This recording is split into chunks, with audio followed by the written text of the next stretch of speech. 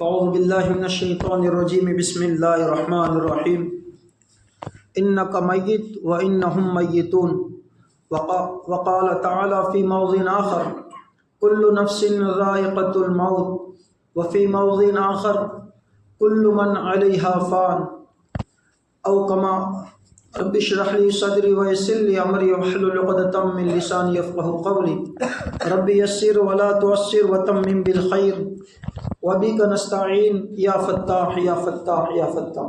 بھائیو دوستو بزرگوں، انسان کی دو منزلیں ہیں، ایک منزل ٹائمپرری ہے اور ایک منزلہ ہمیشہ کی ہے۔ ٹائمپرری جو ہے زندگی، اس کو دنیا کہتے ہیں، اور ہمیشہ کی زندگی کو موت کے بعد والی آخرت کی زندگی کہتے ہیں۔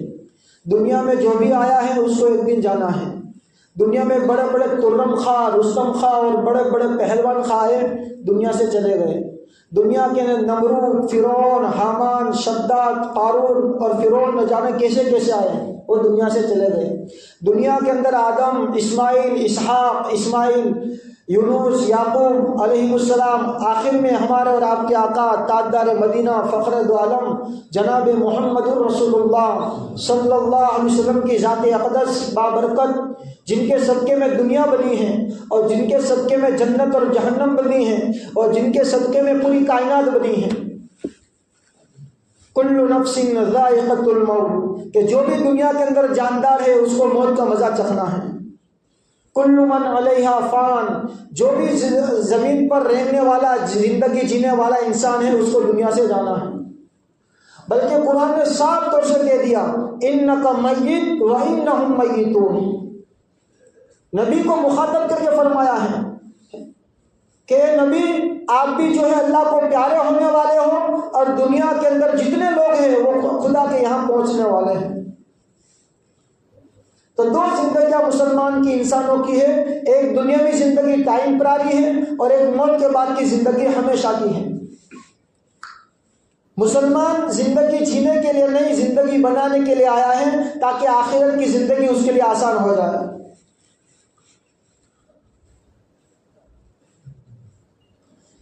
اب میرے دوستوں، دو طرح سے جو ہے اللہ تعالیٰ نے احکامات دیے ہیں۔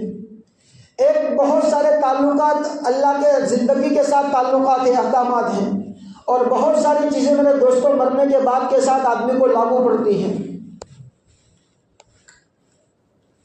آدمی کی شروعات آخرت کی زندگی کی جو ہے موت سے شروع ہوتی ہے۔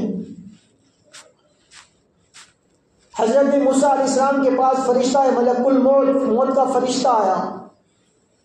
کہا کہ بھئی کون ہے؟ کہا کہ موت کا فرشتہ ہوں۔ کہ بہت جلدی آ گئے، اتنی جلدی آنے کی کیا ضرورت ہے؟ قریب خلاصہ یہ فریاد لے کر اللہ کے پاس گئے کہ بیٹا آپ کا جو ہے کلیم اللہ موسیٰ علیہ السلام تو ایسا کہہ رہے ہیں۔ کہا کہ ان کو جا کر کہو کہ موسیٰ زندگی چاہیے، بیل ہیں یعنی کہ گائے ہیں، اس کے ہاتھ پر، اس کے پیٹھ پر ہاتھ رکھ دو، آپ کے ہاتھ پر جتنے بال آئیں گے اس کے مطابق ہم آپ کو زندگی دیں گے۔ 2000 سال، 3000 سال۔ پھر کیا ہے؟ تو بابا جی وہ آئے، ملک الموت پوری کارگزاری سنائی تھی، اس طرح ہے کہ بھائی 2000 سال کی زندگی مل جائے، 3000 بھی مل جائے تو کیا ہے کہ آخر میں موت ہے۔ تو کہا کہ ابھی لے چلو۔ اللہ کے نبی تاجدار مدینہ فخر دو عالم جناب محمد الرسول اللہ صلی اللہ علیہ وسلم کے پاس جب آخری دن تھے، اور حضور کا جب آخری دن تھے، اس میں بہت ساری چیزیں پیش آئی، اور اس میں میرے دوستوں ہمارے لیے عبرت کا بھی سامان ہے اور بہت ساری چیزیں سیکھنے کی لائن سے بھی ہے۔ سب سے پہلے حضرت عائشہ یوں فرماتی ہے، لمبی کارگزاری ہے، جو شورٹ باتیں ہیں وہ خالی آپ کو بتلاتا ہوں۔ اللہ کے نبی صلی اللہ علیہ وسلم نے پیالہ رکھا تھا پانی کا، اور حضور اکرم صلی اللہ علیہ وسلم پانی لے کر اپنے پیشانی پر، اپنے چہرے پر مل رہے تھے اور کہہ رہے تھے ان للموت سکرات، ان للموت سکرات۔ عائشہ، موت تو بڑی شدید ہے، وہ موت تو بڑی سخت چیز ہے، موت تو بڑی سخت چیز ہے۔ آپ نے دیکھا ہوگا میرے دوستوں، بہت سارے انسان، بلکہ ہم نے تو اپنی نظروں سے دیکھا ہے، سکرات جب آدمی پر گشی تاری ہوتی ہے، موت کی بے ہوشی، تو کوئی آدمی کسی مسلمان کو یا کسی عام آدمی کو 5 دن، 10 دن، 7 دن، ہر ایک کے اعتبار سے۔ اللہ کے نبی صلی اللہ علیہ وسلم پانی لے رہے ہیں، اپنے چہرے پر مل رہے ہیں، پانی لے رہے ہیں، چہرے پر مل رہے ہیں اور کہہ رہے ہیں عائشہ کو ان للموت سکرات، ان للموت سکرات، اے عائشہ موت بڑی سخت چیز ہے، موت بڑی سخت چیز ہے۔ علماء نے اس کے اندر جو ہے باتیں نکالی ہیں کہ وہ اللہ کے نبی تھے اور سختی حضور کو کیسے پیش آئی۔ حالانکہ آپ نے فضائل میں پڑھا ہوگا کہ مومن کی موت کیسی ہوتی ہے، جیسے وہ آٹا ہوتا ہے اس میں سے باہر نکال دو، یہ تو تاجدار مدینہ تھے۔ علماء نے لکھا ہے کہ کافر کی موت بڑی بھیانک ہوتی ہے، مومن کی موت جو سختی پیش آتی ہے، سکرات جو شروع ہوتی ہے، اس میں دو چیزیں ہیں۔ اگر مومن سے کوئی گناہ ہو جاتا ہے، اللہ تعالیٰ موت کے وقت تھوڑی سختی ڈال کر وہ گناہ معاف کر دیا کرتا ہے تاکہ اللہ کے پاس پاک صاف پوتر ہو کر خدا کے یہاں پہنچے۔ اس لیے میرے بھائیوں ایک بات یاد رکھو، کوئی مومن اگر موت بے ہوشی کے وقت بڑے خطرناک حالات اس کو پیش آئے، اس کو سب سے پہلے لوگوں کے سامنے بیان مت کرو کہ یار انہوں موضوع بان تھی کی دو، انہوں تو آواروں تھی کی دو، یہ تو چیخو پاٹ دو۔ یہ اللہ کی طرف سے سختیاں ہوتی ہیں مومن پر تاکہ اس کے گناہ اللہ معاف کر دے، آخرت میں اس کو بخشا کر دیا جائے۔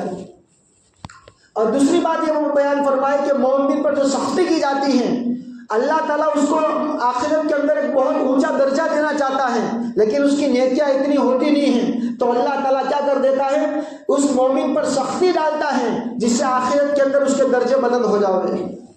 یہ تو عام ہماری اور عام مومن کی بات ہو گئی۔ اللہ کے نبی صلی اللہ علیہ وسلم پر جو سختی پیش آئی، اس کا کیا جواب دے گی؟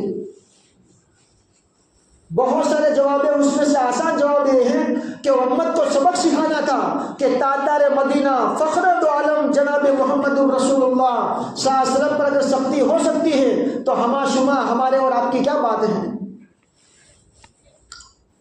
گویا کہ اگر کسی پر موت کی سختی ہو رہی ہے تو ٹینشن نہ لے، بلکہ اپنے نبی کو یاد کرے کہ وہ میرے نبی پر بھی یہ موت کی سختی آئی تھی، تو ہما شما اور ایک عام مسلمان کی کیا بات ہے۔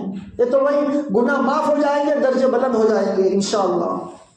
اسی لیے عائشہ اس سختی کو دیکھنے کے بعد کہتی ہے کہ میں نے جتنی موتیں دیکھی آپ علیہ السلام کے بعد، جتنی سکرات دیکھی، جتنی جو ہے بے ہوشی دیکھی اور موت کی سختی مسلمانوں پر دیکھی، مجھے کبھی اچنبے میں نہیں ہوا، کوئی نوائی نہیں لگی مجھے، کیونکہ میں نے اللہ کے نبی صلی اللہ علیہ وسلم کی سختی دیکھی ہوئی تھی۔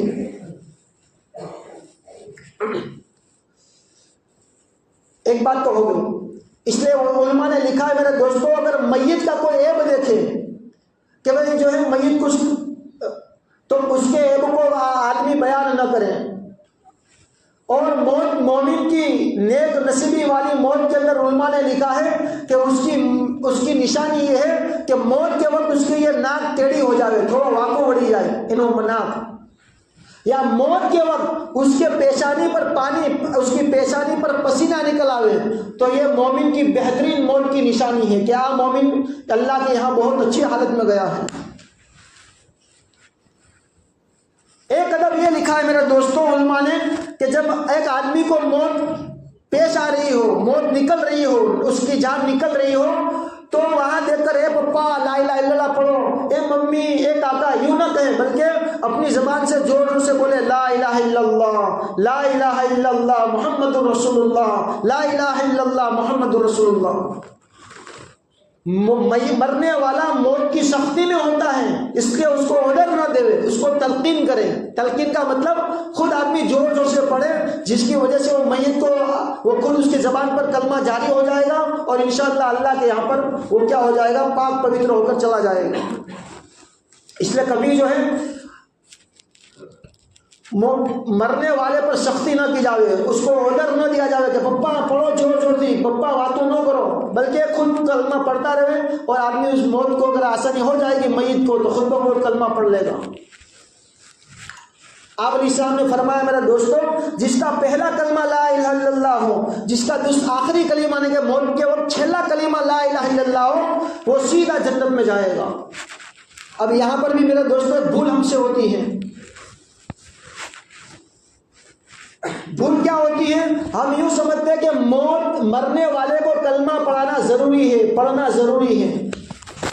آپ فضائل کے اندر پڑھو کہ وہ فضائل صدقات کی موت کے واقعے کے اندر بہت سارے اللہ والے کلمے پڑھ کر نہیں، دین کا کوئی مسئلہ بتا تو اللہ کو پیارا ہو رہا ہے۔ کسی نے کہا کہ تم نکل جاؤ، اور اندر روم میں سے آواز آئی کہ واہ واہ واہ واہ، یہ کتنے اچھے اچھے نورانی چہرے والے لوگ ہیں، اور اسی میں اس کی موت ہو گئی۔ اب جناب حدیث سے سنو، اللہ کے نبی تاجدار مدینہ فخر عالم جناب محمد رسول اللہ صلی اللہ علیہ وسلم آخری وقت ہیں، اللہ کے نبی نے ہاتھ اٹھائے ہیں، اور اللہ کے نبی کی زبان پر کیا جاری ہے؟ اللہم رفیق الاعلی، اللہم رفیق الاعلی۔ یہ آپ کے چھیلے شبد ہیں، آخری کلمات ہیں۔ بس یہ دعا کر رہے اللہ سے، اے اللہ مجھے رفیق اعلیٰ سے ملا لے، اے اللہ مجھے رفیق اعلیٰ سے ملا لے۔ اور اللہ کے حضرت عائشہ فرماتی ہے اللہ یہ دعا پڑھ رہے ہیں، اور اللہ کے نبی ہاتھ نیچے گرے، اور اسی کے اندر آپ کا جو ہے کیا ہو گیا؟ انتقال ہو گیا۔ اب اس سے جو ہے چند باتیں علماء نے نکالی۔ یہ اللہم رفیق الاعلیٰ پڑھنا، یہ گویا کہ اس بات کی طرف کیا تھا؟ اشارہ تھا قرآن کی اس آیت کی طرف کہ اللہ تعالیٰ جب کسی بندے کو محبوب بنا لیتا ہے تو ان کو من النبیین والصدیقین والشہداء والصالحین، نبیوں کے ساتھ، صدیقین کے ساتھ، نیک لوگوں کے ساتھ اللہ تعالیٰ اس کا شمار کر دیتا ہے۔ اور یہ نیک لوگ کون ہیں؟ تو کہ صراط مستقیم والے ہیں، اور صراط مستقیم کیا ہے؟ کہ لا الہ الا اللہ۔ گویا کہ اللہم رفیق الاعلیٰ سے مراد اللہ کے نبی کی جو ہے اشارہ تھا کہ میں کلیمے کے ساتھ جا رہا ہوں۔ ایک بات یہ نکالی علماء نے۔ دوسری بات جو پوائنٹ کی نکالی ہے وہ یہ نکالی کہ اگر کوئی آدمی کلمہ نہ پڑھے، کوئی دوسرا سبحان اللہ پڑھ کے جاوے تو یہ بھی اچھی موت ہے۔ اگر کوئی آدمی لا الہ الا اللہ کی جگہ کے اوپر الحمدللہ الحمدللہ درود شریف پڑھتے ہوئے جا رہا ہے، اللہم صلی اللہ اللہم صلی اللہ، تو یہ بھی حسن خاتمہ، اچھی موت کی نشانی ہے۔ بہت سارے مسلمان زبردستی کرتے ہیں موت کو کہ نہیں پپا پڑھو لا الہ الا اللہ لا الہ الا اللہ۔ آپ جو ہے کلمہ پڑھتے رہو، خدا نے اس کے مقدر میں جو بھی کچھ لکھا ہے وہ پڑھ کر وہ کیا ہو جائے گا؟ اللہ کو پیارا ہو جائے گا۔ جب میرے دوستوں ایک آدمی دنیا سے، اچھا اللہ کے نبی صلی اللہ علیہ وسلم کا جب انتقال ہو گیا، اب حضور کو میں خالی پوائنٹ کی بات آپ کو بتا رہا ہوں۔ جب اللہ کے نبی صلی اللہ علیہ وسلم کا انتقال ہو گیا، اب غسل کا جو ہے مسئلہ پیش آیا کہ غسل کے لیے کیا کریں؟ حضور کے کپڑے اتارے جاوے کہ نہ اتارے جاوے، یہ مسئلہ پیش آ گیا۔ اور سارے صحابہ جو ہے تذبذب، یعنی کہ ہوں کروں، اس کے اندر جو ہے تذبذب کے اندر ہے۔ کتابوں کے اندر لکھا ہے کہ اللہ تعالیٰ نے سارے صحابہ کے اوپر عمر مسلط کر دی، یعنی کہ وہ صحابہ یوں کھڑے کھڑے جھونکے مارنے لگے، اور اسی کے اندر جو ہے غیب میں سے یا خواب کے اندر دکھایا گیا کہ حضور کو کپڑے پہنائے رکھو اور اوپر سے خالی پانی ڈال دو۔ سارے اس میں کوئی صحابی نے پانی ڈالا اور اسی حضور کو ہاتھ پھیر دیا، اور اسی میں اللہ کے نبی صلی اللہ علیہ وسلم کا غسل ہو گیا۔ اب اس کے اندر دیکھو میرے بھائیوں، کیسی پوائنٹ کی بات علماء نے لکھی ہے کہ بھائی ایک عام آدمی ہے، ایک عام مسلمان ہے، اس کے جو کپڑے نکالے جائیں گے وہ تو اللہ کے نبی تھے۔ اس کے اندر علماء نے لکھا ہے کہ اللہ کے نبی صلی اللہ علیہ وسلم کا بدن مبارک اور خاص کر کے سطر مبارک، یعنی حضور صلی اللہ علیہ وسلم کا جو سطر ہے، جو آدمی اپنی بیوی کے علاوہ بغیر کارن اور مجبوری کا نہیں نکال سکتا، وہ جو ہے اس کو چھپانا مقصود تھا۔ اب ذرا میں آپ کو کہتا ہوں، کیونکہ ہم خود غسل دیتے ہیں، سب سے پہلے میرے بھائیوں ہم کو یہی پتا نہیں کہ جب ہمارے گھر میں کسی کی میت ہو جاوے تو اس کو غسل کون دے دے؟ بتاؤ اس میں سے کسی کو پتا ہو کہ بھائی ہمارا پپا نے انتقال تھے کیوں، ہمارا گھر میں کوئی رشتے دار نے انتقال تھے کیوں، تو غسل کون آپ سے؟ مولانا آپ سے کہ امام صاحب آپ سے کہ حافظ صاحب آپ سے کہ لوگ غسل کراؤ آپ سے؟